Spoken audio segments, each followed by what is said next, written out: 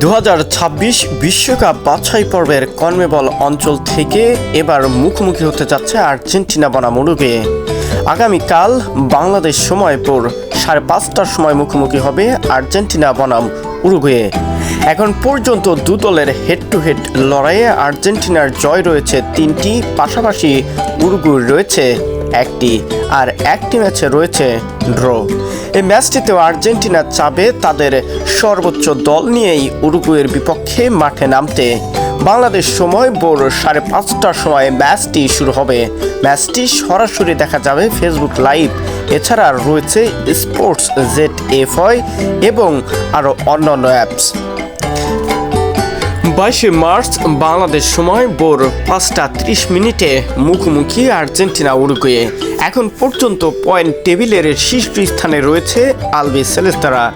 এই পয়েন্ট টেবিলের দ্বিতীয় স্থানে রয়েছে ব্রাজিল। 25শে মার্চ বাংলাদেশ বনাম ইন্ডিয়া।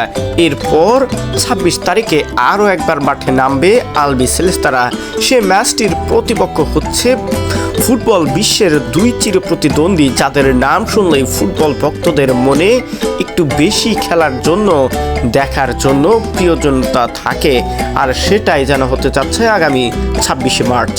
এর আগে আর্জেন্টিনা চাবে উরুগুয়ের বিপক্ষে যেন নিজেদের ফলাফলটা আয়ত্তে থাকে। উরুগুয়েও চাবে নিজেদের ফলাফল যেন ঘরের মাঠে রেখে দেওয়া যায়। যে মাঠে লড়াই করতে যাচ্ছে সে ম্যাচটাতে অবশ্যই উরুগুয়ে বাড়তি কিছু সুবিধা পাবে।